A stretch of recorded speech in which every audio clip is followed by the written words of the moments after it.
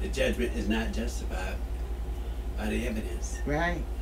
But they can decide whatever's happening to you, whatever situation you're in, it's your own fault. Mm-hmm. And that's the judgment they reach. And it can be very destructive. Yes. But they don't try to help you. Since they say you put yourself in that situation. And I hate to be the bearer of bad news, but someone really wants to kill you. Take you down on computer screens, erase your own identity. You're on someone's shit list, martyred for your beliefs. This is a new day. Time to run away.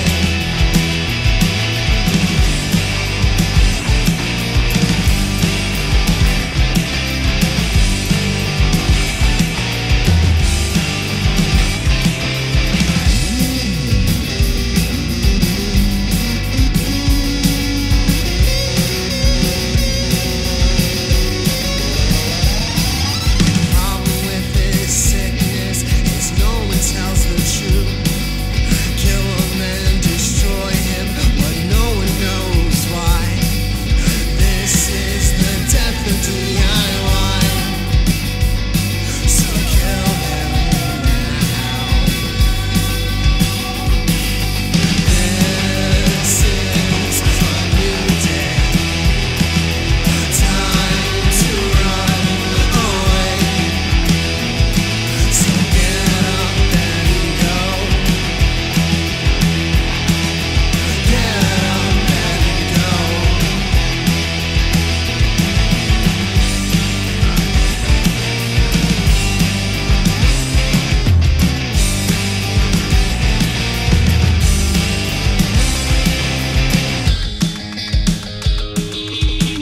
Where there's people in personal relationships lie involved, and I don't think that people always lie when it's in the first.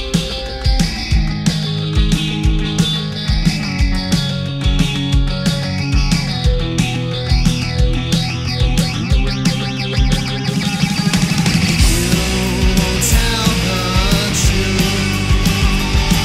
in all your bullshit lies. You won't tell the truth in all your bullshit lies.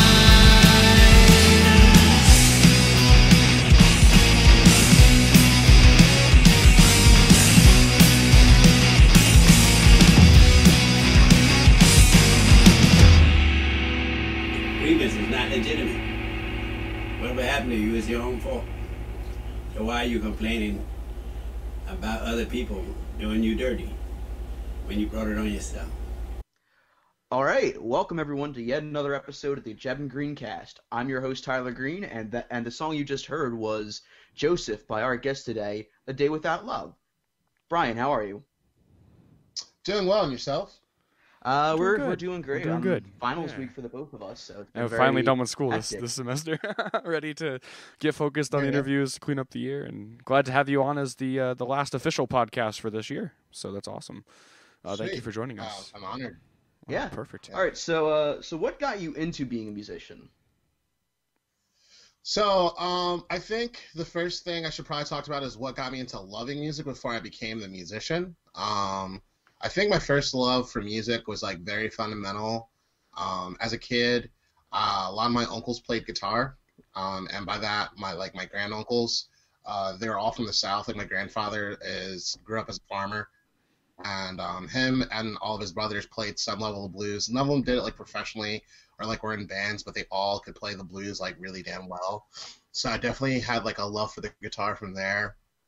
And then my uncle was a hip hop DJ turned to a hip hop producer. He still does produce.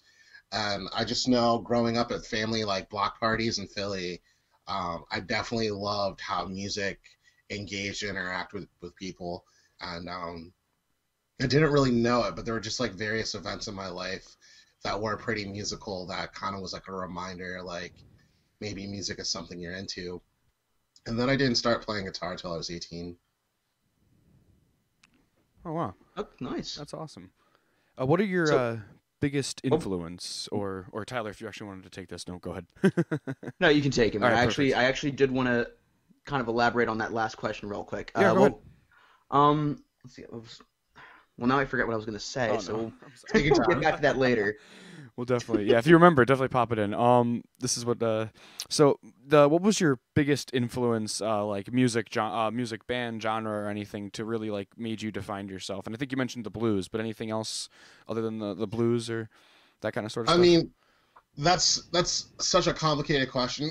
Yeah. Like every album, there was a different artist that influenced that album, and then to top that off, every like single or collaboration that I've been a part of, there was something else that like influenced that. Like for example, Island was very Circa Survive, Anthony Green influenced, but in Topic, there was no artist that influenced that. That was my own life from being homeless for 19 days and sleeping on different couches and at bars and random places Oh, due to wow. hurricane.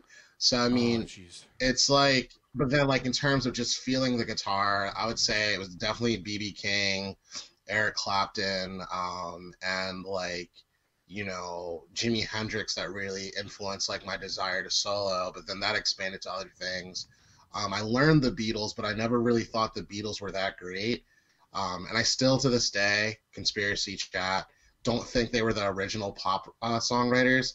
I think they had a huge and giant influence, and they're talented. But like to say that they were the first pop songwriters is like also to like dismiss Buddy Guy. Yeah. Or, you know, who say, inspired That's a very Yeah. That's a very You know, valid argument. or it's also to dismiss Elvis, you know, Yeah, or the exactly. Beach Boys, like so many people, or Miles Mabley, like, you know, one of the grandmother's archetypes of rock music. Who literally John Lennon has So, listened like- to and said, "Hey, I love the Crickets," you know, and all that for Buddy Holly and stuff Yeah. like that. So yeah, I could see that. And it's always followed by like, oh, but the 4-part harmonies. It's like, have you heard of a Gregorian chant? You know, It's true. It is Exactly, true. yeah. it's like, I just think the Beatles may have just formulated the white boy band format, but I'll give them that. But other than that, like, a lot of people were doing what they were doing before. So when did you first start writing songs? That's the question I just remembered. Perfect. No, it's okay. So that's like a 3-part question, and it's going to be quick.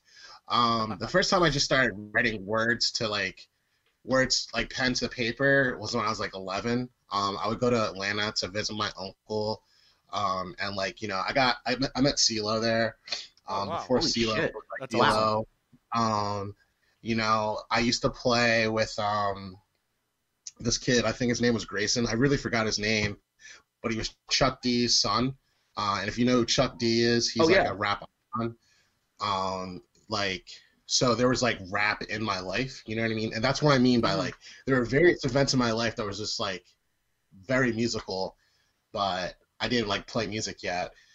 But my cousin thought he was a rapper and he would write rhymes, and then he would like, what about you? And I was always into poetry. Like I would read my Angela Langston Hughes and things like that. So I started putting words to the paper at 11. And I also like wrote my first real poem. It was called Her Eyes the Sun, and it was about a girl.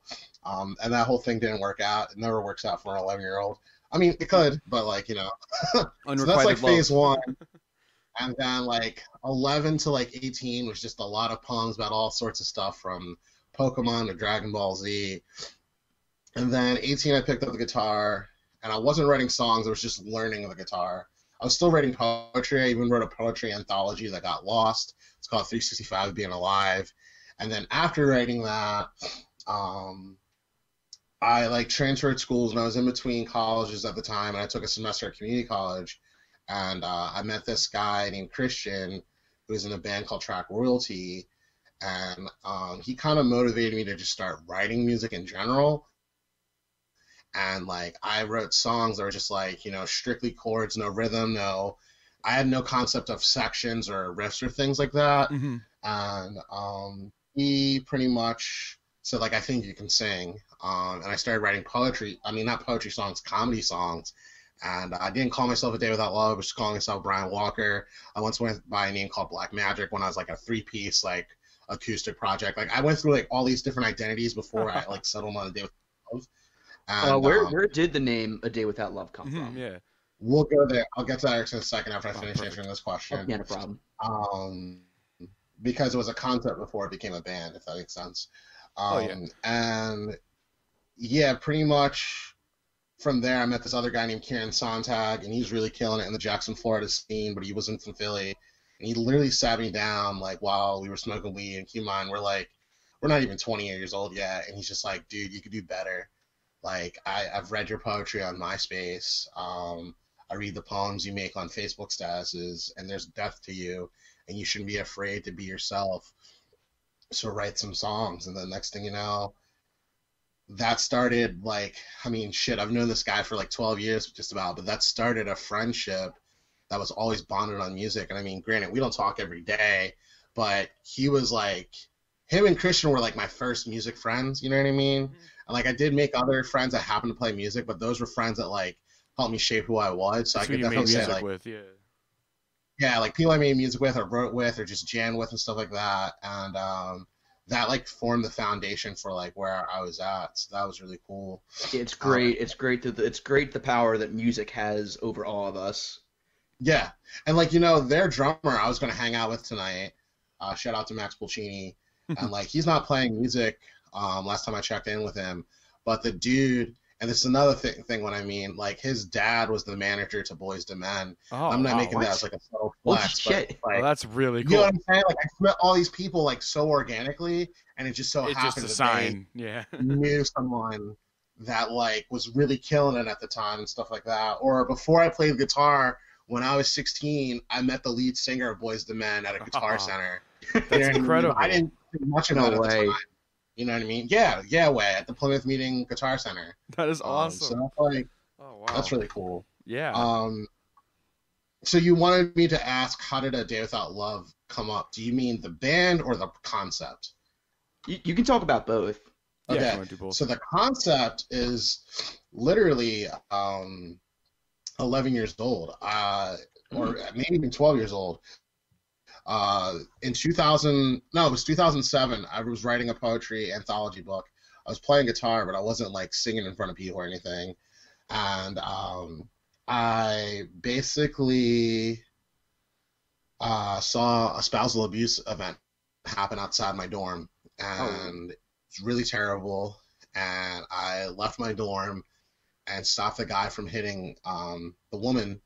And I stopped the event, and they told me like what went down. And like, long story short, they were cheating on each other. Oh wow! And he was abusive, so he decided to like make her pay for it, quote unquote.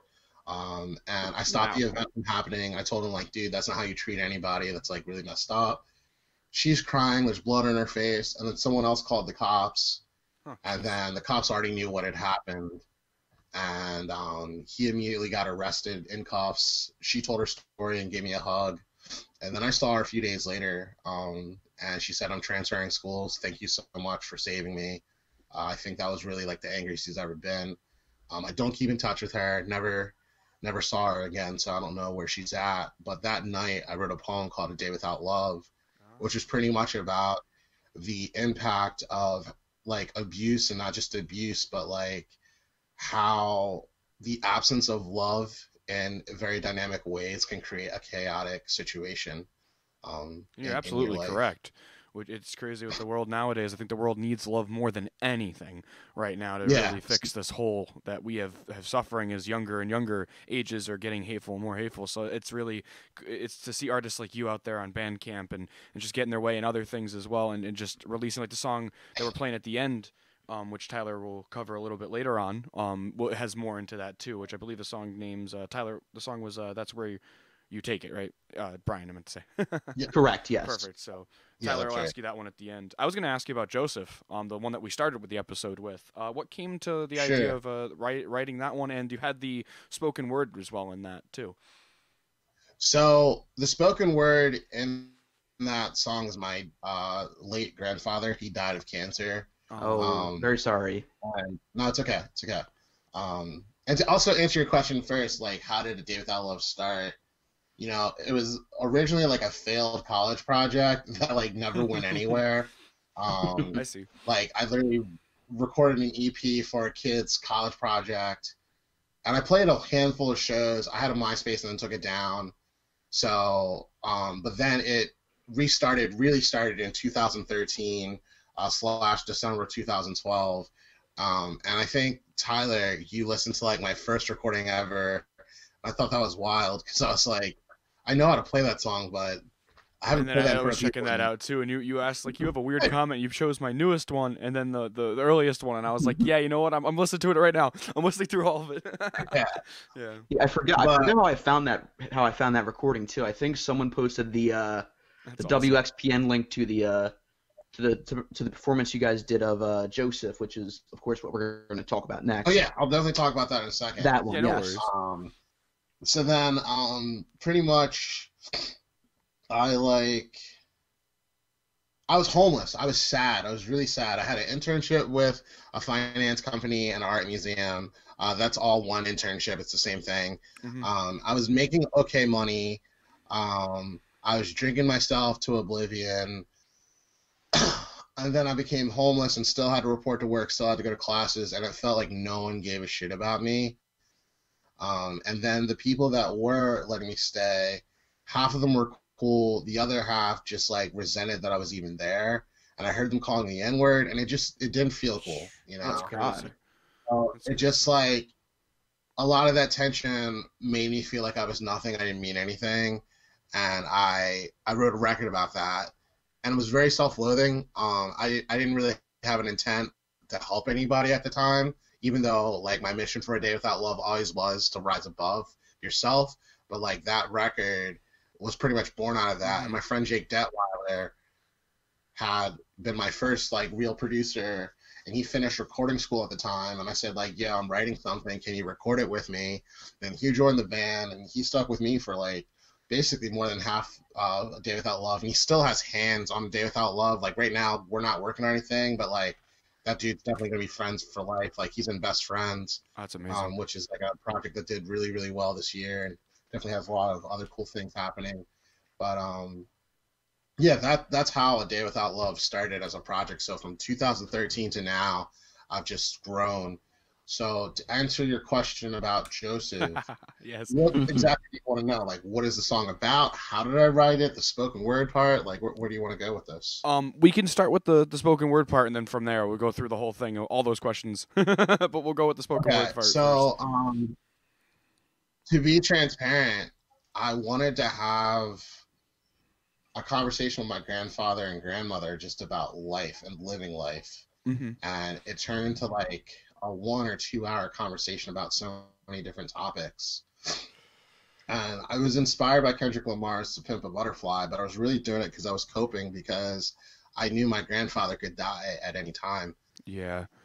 So I recorded it using, like, a mic that I had, like, it was a mic that I had in my house, and I just literally closed the doors and had a conversation with him and my grandpa and asked him all these questions. So I asked him the question about, what does responsibility mean to you, and how do you think people take it today? And that's where we got those sound bites from to make Joseph for that intro. That is really cool. It's very interesting because it starts off the song, and then it's also the intro to that album, correct, as well? I believe it's the first song on that album as well.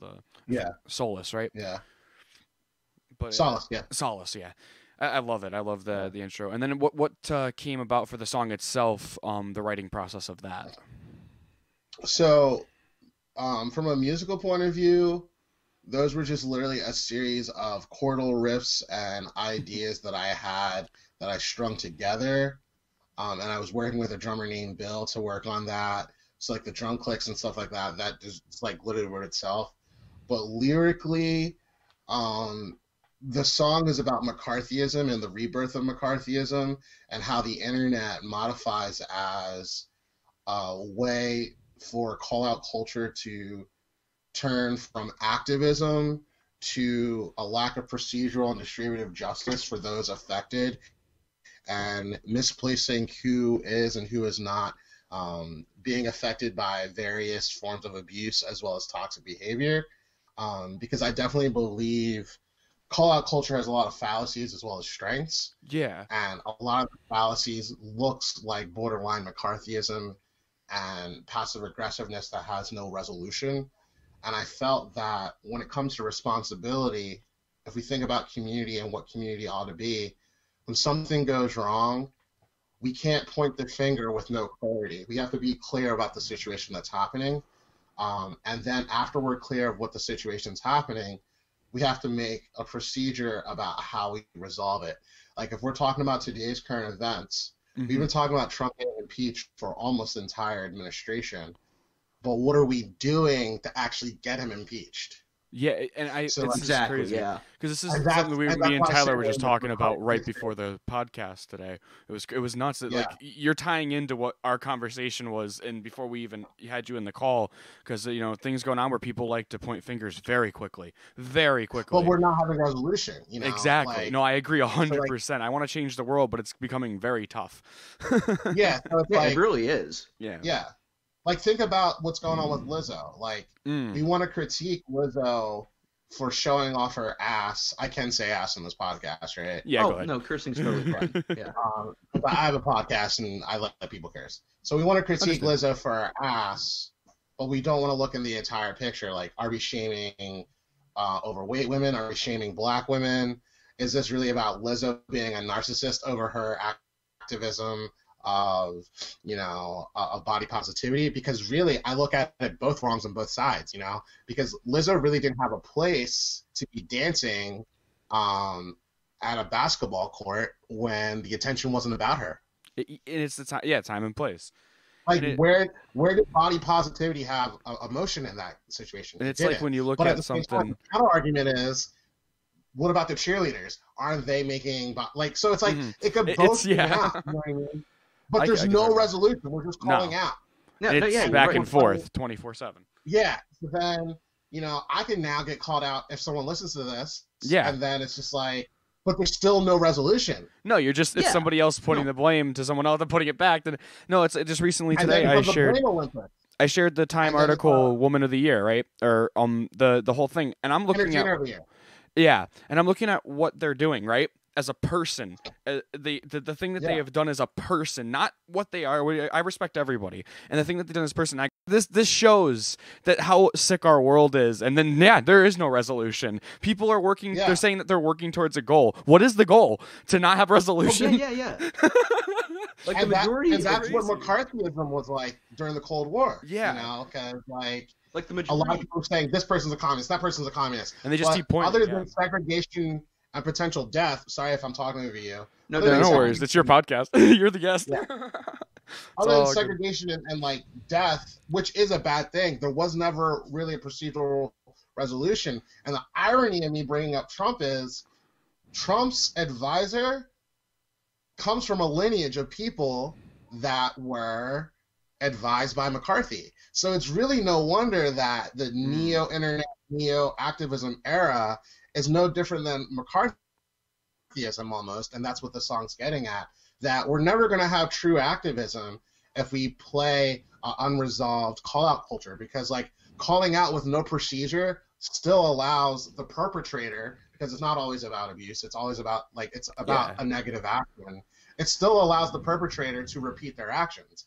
But calling in as well as calling out with a resolution, which the internet doesn't really allow. They don't allow learning. No, you can't ever learn from your mistakes. It's forgive them, or it's like they're not going to learn. Exactly. I agree. That's why I think I really fell in love with that song, and as well as Tyler picked that one as when we were going back and forth. And Tyler's like, I got the two songs, and you just released the new single at the time, and I was like, all right, we got that one. And then Tyler said Joseph, and I was like, that's already on my list. I was like, that's perfect. So we figured it out, but both of us. But it's like I love that song due to that reason for it being I think I felt it. I felt that energy. And now perfectly to have you on and actually clarify that up. And no, we don't edit anything out. Everything is kept in the way it's said in the podcast. We try to keep everything. We don't mess with people's words. That's why I think a lot of artists love this cast. Yeah. So we shout out to and thank you. And one more thing before we get to the next question. I do want to say, in response to something Jebb said, the majority of, from what I've noticed, the majority of people who, tend to speak out on public issues and have like a I'm better than you because I think that Trump is good for this country, well, or other things. Greta's a little. Yeah. Yeah, I've noticed that a lot of those people have either some sort of skeleton in their closet, or they're just like very They're hiding it. they just have like or they just have some form of toxicity to them. So and they don't want to solve things behind like, closed doors. Exactly. They want it to like, be public. I could definitely say this. Yeah. Yeah. Like, I think there's like a method to madness to that. Like, for example, when somebody wants to have what might seem to be like a confrontational conversation with me, I invite them to DM me, and this is the reason why. Because if we have this publicly, one, you invite people to screenshot and take things out of context, which isn't educational. And two, I never get to really hear your point, because if you're trying to have this public conversation and then the next person jumps in and the next person jumps in, there's never. It just becomes word lettuce and no one learned anything. Yeah. You know? And that's usually happening to me too. Yeah. Like you're literally just telling people outright that you're a piece of shit. So and no one ever gets happier. No one gets to move forward or anything. It's like you never get to forgive, you know, and forgiving is getting tougher and tougher nowadays, where it should have been easier to do. You know, that's why I turned to music, and I think everybody here could say though for themselves, it's like music is the energy now to turn to, and it always has been. It's always been there. Yeah. like taking Greta for example, there's this like dichotomy of glorification of Greta versus let's hate Greta, but like. I look at it from a more objective point of view. Greta's saying something that many people have said for a long time. Yeah. And let's acknowledge the good and the bad. The good is that people are listening, and she's been trying to think about this for about 6 to 7 years. I don't know why today decided to be the tipping point. You know. I don't know. It's so weird. Like I'm so proud of Greta and what the production of what the person is doing, right? And not. True. For who the person is, you know what I'm saying? Like, why does that have to be the factor? It should be the actions, so much, and that's why I think music. I was like, I'm gonna write a song about this. I'm so inspired at the moment. Like, I have to talk about Greta for a second. Yeah, because I want to put in my 2 cents about the situation. Yeah, go ahead. We have time. So, yeah, for sure. So, a lot of people already know that Greta is on the autism spectrum. I mean, a lot of people are saying she has Asperger's, which I think is a little bit of an outdated term, but I'd rather not get into that at the moment. But I've noticed that a lot of people are very positive, but at the same time, a lot of people who, of course, are ultra conservatives and shit like that are like just are using her having autism as like sort of like an excuse to be like a punching bag towards her, and it's as an autistic man, it just feels very disrespectful to see what these people are saying, and it says to me, hey, I think that autistic people are just fucking idiots, and I don't like feeling that way about myself, because I never ever feel that way about yourself ever. Like, Tyler, we're doing such a cool thing here, and to have Brian on as well today. And I don't know if this was supposed to happen, but I feel like that tuition of like this was the chat we needed, because I almost was like, Tyler, do this one on your own, because I was just so down on everything because I absorbed so much. But I'm glad I'm good, because this is something that really I'm outspoken about. I just been kind of hiding behind doors because I had to. This whole conversation is filling me with a lot of energy right now. I love Brian. If you ever want to talk after, philosophy is my thing. I love it. Sure. So definitely, but we'll back to the music. Sure. We'll try to keep this to the music for a little bit. I wanted to finish. Go ahead. About Greta. Go ahead. Perfect. Go ahead. Yeah. Go ahead. I think the thing that people miss, and also this way of thinking, is often terrible, because talking about someone's autism is, one, not right, no. but two, ad hominem and doesn't have anything to do with the argument. Like, yes, it is important to look at the resource and the background of someone that's been speaking on any argument that they're speaking about, but I think we also need to recognize that Greta's been given a platform since about 2013 or 12 about the same exact topic. You can literally see her repeat the same speech again and again and again, and then now she's reached a point. However, we also have to recognize that there are many people of different sizes and shapes speaking about the same topic and are not being listened to. And you could choose to invalidate Greta or validate the argument or point. And I think a lot of people are threatened by Greta. I agree or not with that. threatened, confused about trying to get the the source of their information or even want to hear the source. Because there's been people trying to do that since the 70s, like legit with all that stuff, or and even it's Billie been around for a while. Eilish, you know, Yeah. people are talking about Billie Eilish, and it's just like, you know, if I was the host, I would have taken it that angle, and I almost feel like it was forced because it's like, all right, if you don't know who Van Halen is, you easily could have been like, Billie Eilish, have you heard of Billie Jean? Yeah, without a And then doubt. they were like, all right, yeah, I have heard of Billie Jean. That's the guitarist of Van Halen. Move on. Like, I don't know. I don't know why that, like that. Even Eddie Van lot of Halen people- himself came out and said, "Don't worry about it. We don't care." Like Van Halen Yeah, themselves and are like, from what "We I've don't know who seen, you I've are. We seen- don't care. Like it's okay." Yeah. It's Yeah, so and true. Jebb, I've seen like comments, you know, just calling out, you know, just calling out Van Halen and saying, "Oh, you don't know anything about this or Yeah, whatever. it's You're nuts. just a boomer or And whatever." I just got into her. I and, love like, her people music just- now. I just got into her, and I'm like, she's so natural, and I'm like, this is amazing. True. Yeah, Billie Eilish is so great. We need I her. love She's her. somebody we need right now to Yeah, help it's us, just- help all of us artists out to get our emotions out. You know, shout out to It's John just that Soda a James. lot of what the I'm same way. noticing, Yeah, a lot of what I'm noticing in this day and age is that people just want to hate for the sake of hating, that's what it is. It's and Yeah. there's too to much. of quote that, Brian, you know? your name, a It's- day And I just without gotta love. say- You know, it's true. It's sad, but it's true. 'Cause You I- know. Yeah, and I just gotta say, like, I Mhm. definitely keep a lot of my opinions present online, but I don't say everything that I feel Yeah, because I look at it like, even for my hot takes, don't say anything unless you're willing to back it up or actually Exactly. have a yeah, counter argument or like a real thought out proposition. Like, for example, this year I've said a lot: don't sign to a label, don't get a manager, don't get a publicist. Like, you know, that's cool, but what's the difference between the artist that's playing a show with a manager that a manager booked them and an artist that's booking their own shows if the show price is still $5 a head? yeah. The difference is the person that has the manager has a piece of pie to share, and the person that doesn't, you know, they literally get all the pie. So I mean, I'm using pie metaphorically here. Yeah, I understand. And also yeah. as like for graphics, that's one thing. But I just definitely think that there's a lot of stakeholders in music that are middlemen that are treating artists as profit centers, and It's it true. needs to be discussed. And we don't need to tolerate that. And You or should- someone called me out about Spotify. My friend Yeah. mentioned it and like wanted to have a whole Twitter conversation. And it's like, first of all, I don't got time for that. I have a job. I'm on top of a job. I'm like working on a million songs.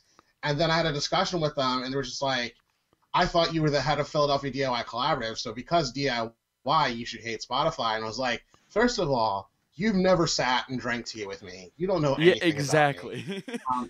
We just Like, had this don't kind of use thing. a Yeah. group that I founded to qualify your opinions about me. Get to know me. Um, Get to know the third- facts before you start complaining. Yeah. Yeah. Third, I never defended Spotify. hmm I defended the fact that an artist can make an income off of Spotify. Are musicians making enough money or the No. right amount of money? Hell no. And I think a correlation with that has a lot to do with these publicists, quote unquote, Mhm. that are just doing the same thing that you could do by yourself, or these managers, the same thing that you could do by yourself. And it's just like managers and publicists, and I might get misquoted for this, unless you're a true manager, and I mean like someone that's developing a wellness program and a training and development program for the artist, which isn't common, or like making sure that you do reach your goals and everything is secure. And I would say there's probably about 30% of managers and publicists like that. More times than not, they're just glorified secretaries. And I know that's Yeah, a exactly. hot take. No, but I it's agree. True. I agree. And the I truth literally is, agree. I am DIY Do all the you way. need that? It's Yeah. crazy because I agree because at this point with where I am with music and I'm working with Tyler on some stuff too. I love Bandcamp. Shout out to Bandcamp.com for what you do. You have literally allow artists to literally post what they want, what they need to do to get out. Because Amuse program services like that I use. I am on Spotify. I am on iTunes. I do not agree with them. I'm with all the way back in the 90s with the argument with those artists, the artists not getting paid enough. And it's like I understand that, but you guess what? There's people that aren't going to listen to my songs unless I'm on Spotify. So that's the only reason I'm on there. Is because I think I need to get my music. My message is more important than me getting paid. I make music for free, for now. I don't know where that's going to change. But Bandcamp is great because you guys can, donate to the artist, support them, and I think you guys should definitely check out A Day Without Love on Bandcamp. Link will be down below as well. Brian's with us now, and it's amazing to have these opportunities for Brian to speak out about what he's truly feeling in his music. So thank you, Brian, for popping up. No problem. Definitely.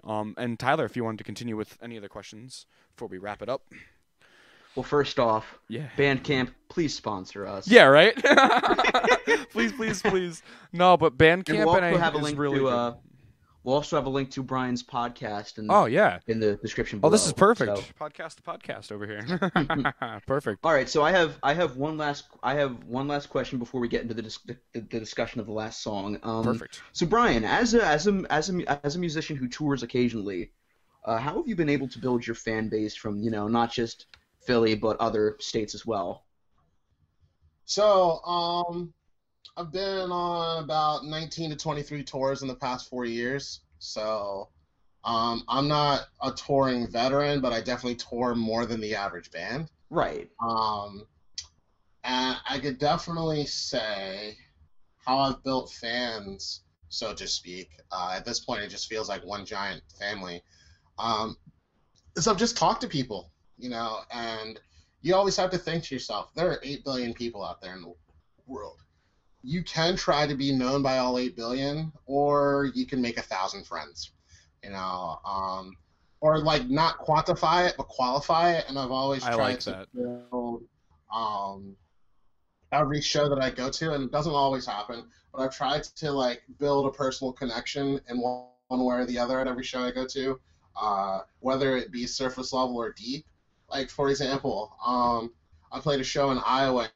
I got really cool with the local band that supported me, and while they were playing, I was sitting by myself because I had no one to talk to, but I had a $50 tab, and I literally just talked to one person at each bar table, and we talked about something, and because they had like an hour set, and then I met a group of 3 people, and we had tater tots together, and we talked about music.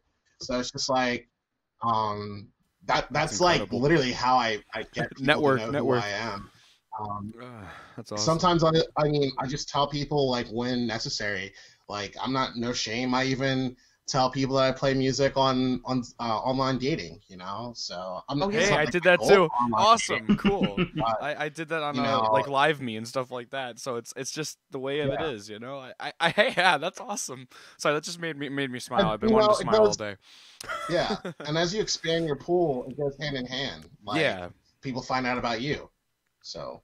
And I enjoy that because it helps because both Tyler and I are starting in musicians for a little while, and Tyler does his own sound service, and we just want to know like how to get yourself out there. And I think that really is like I think I want to thank Arthur Roberts of the service providers and Ken Stringfellow, John Auer for what they do to give back as well. And it's kind of what you do, Brian, and you give out to these artists, and you just make friends. And I think those guys are out there to give back to people who actually are their fans, and that's very important. And I like that you said family. I like that you said family because that is awesome.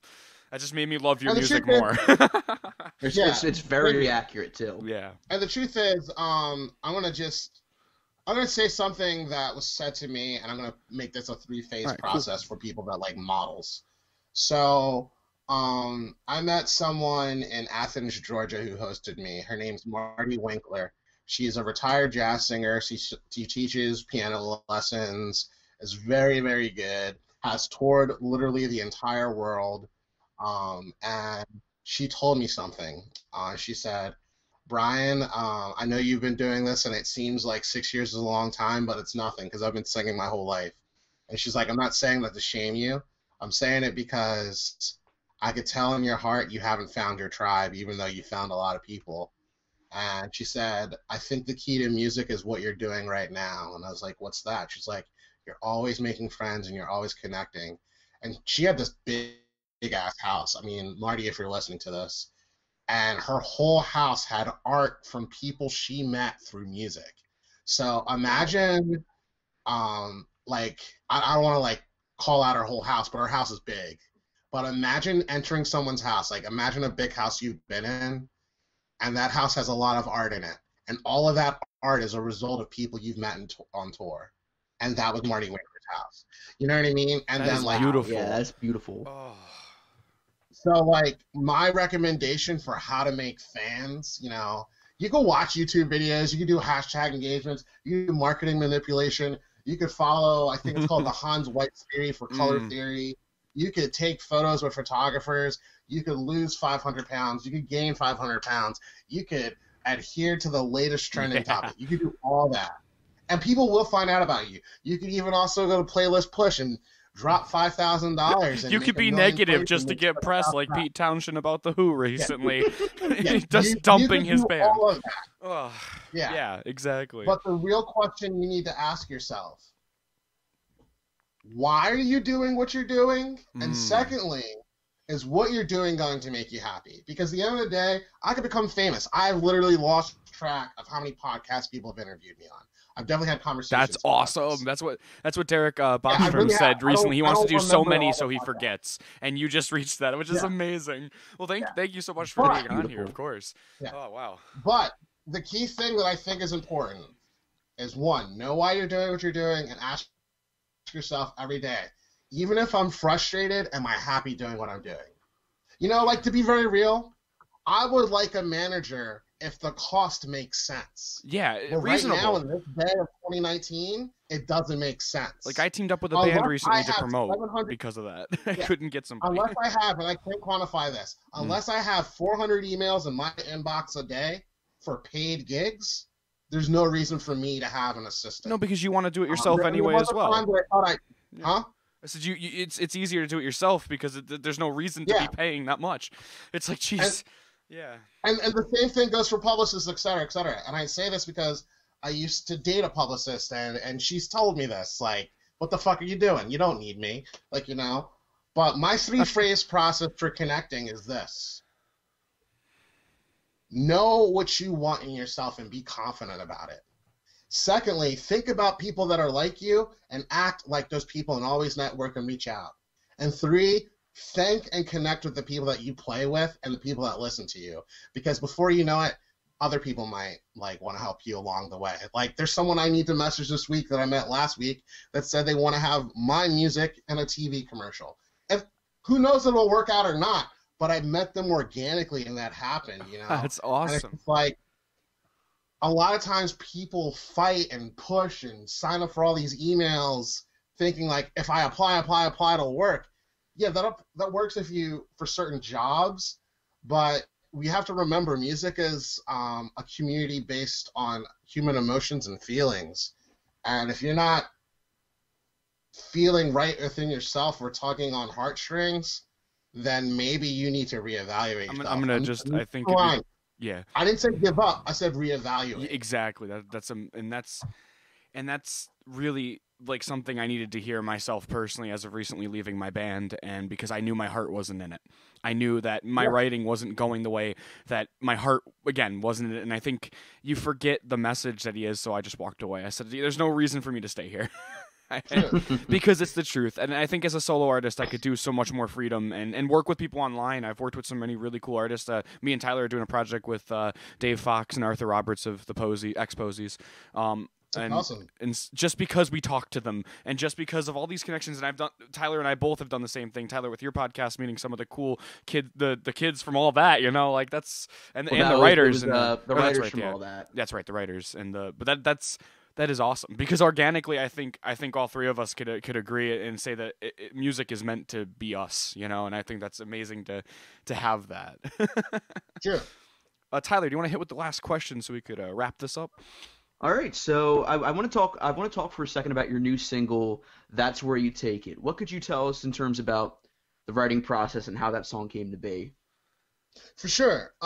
So I am writing 2 albums. One I'm conceptualizing, the other one I'm literally writing. And I'm just going to dial back before I answer your question.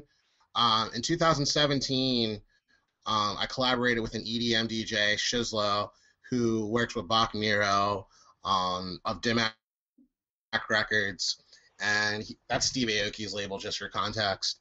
And Shizlo straight up told me, like, yeah, you're not just an emo guitarist. Like, you could do a lot of shit musically, right? And Jake Detweiler once told me, like, yeah, you're the most networked person I know. Not in Philly, just I know in general. And I had to do some deep diving and deep thinking about myself, and I was like, I could release another album after dropping Diary. I believe I dropped Diary in 2016 or 17.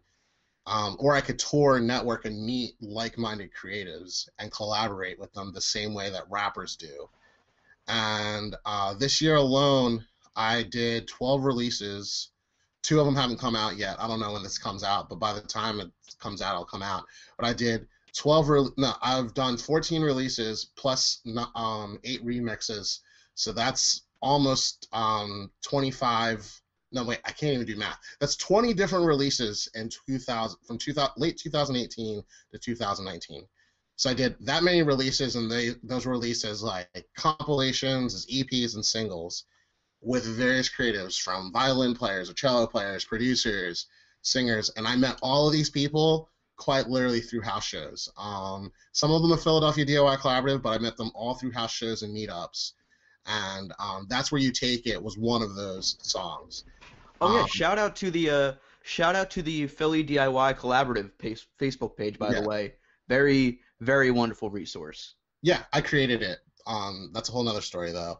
And Maria is someone I met at a meetup, and I checked out her music, and I was like, holy shit, this person's like a real deal musician. And like, people call me a real deal musician, but like, Maria teaches, music to children, like, has been in jazz conservatories for master classes, literally thinks in the treble, alto, and bass clef. That part might be a lie, but I definitely have seen her just like write notes, in public like it's whatever. So I was just like, how can my contemporary ass like work with her? So like, we became friends because we like in college had mutual friend circles and stuff like that. Sorry for that Facebook buzz. I don't have my computer on mute. And I sent her the song that I was working on while I was waiting for a train, and I demoed it out, and that's the hook of the song. And I wrote that hook because I was frustrated with the food deserts and how much unhealthy food there is in America, especially when you're traveling, because when you're on the road, whether it be megabus, train, plane, car, I haven't done a submarine tour yet, that's a joke, but I have done tour via all 3 of those means. You see so many more McDonald's, Burger Kings, Taco Bells, Chipotle's, then you see like a Salad Works or just a place to get quinoa or like fresh fish or just like quality meat, you know what I mean? It's very hard to find like organic products, and this is whether you're on the diet culture spectrum or not. It's just hard to find food that you can live on, and that's before we even get to the socioeconomic implication. I'm just talking about not being able to find it, It's very hard to find it and make it available around the clock, especially when you're traveling. So I was like angry about that. And the other thing I was angry about is the lack of ethics, because even though my weight has fluctuated due to just bad self-care practices and things like that, I've never been a fan of just like outrageously unhealthy food. And Maria's a vegan, and we do talk about this a little bit in our podcast interview. And I knew that she had some things to say about the environment and carbon footprinting and unethical food.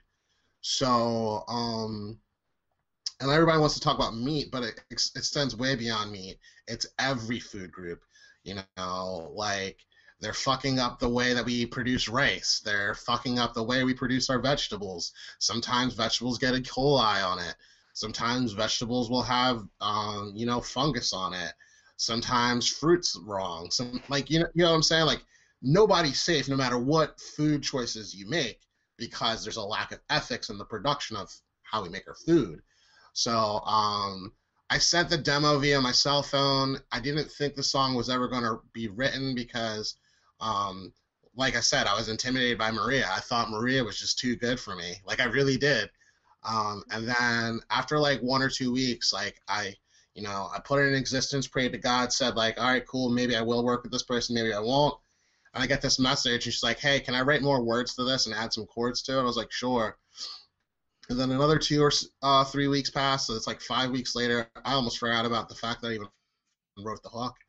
And I come over to Maria's house, and she shows me the whole song. She's like, can you write guitar to this? And next thing you know, my part and her part congealed. We're harmonizing, we're demoing, and we got you know, Dan involved on the piano and get some organ tones. We got Luke Shefsky as the producer. I wrote the bass, I did the acoustic guitar and the lead guitar parts in that. Maria blew all the saxophone on that. And then we had our friend Mike, can't think of your last name, sorry Mike, who's a UArts alumni drummer, and he did all those drums in literally one take. Wow. And it all came together. So it was definitely a cool song to do. Definitely the most dynamic collab I've had until the next one that comes out, literally Monday the 16th.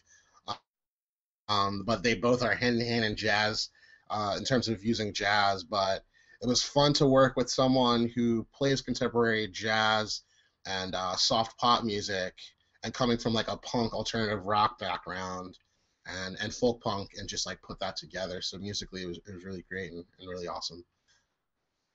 Fantastic. That's amazing to hear how that came together. So, Brian, thank you so much for joining us. And without further ado, by A Day Without Love and Brother Martin, here's That's Where You Take It.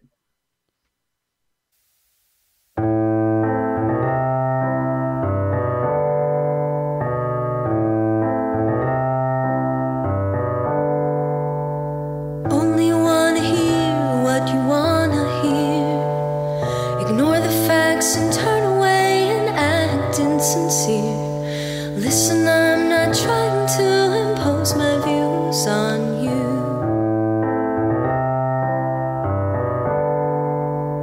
I've sat back and watched, now I'm getting tired of regression, depression, and the constant pang of hunger.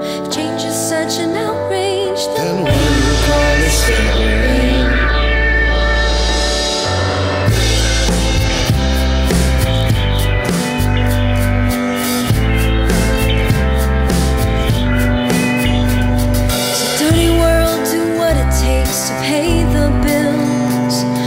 Fancy rings, but most your things will end up in landfills. Hey, I'm not saying you should buy my hippie bullshit.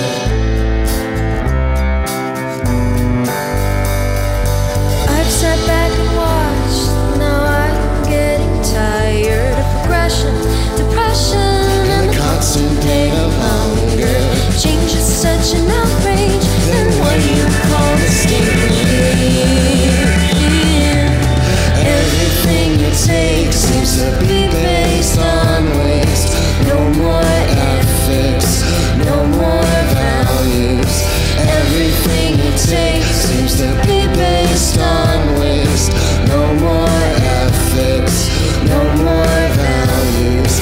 That's where you take it, that's where you take it, that's where you take it, that's where you take it.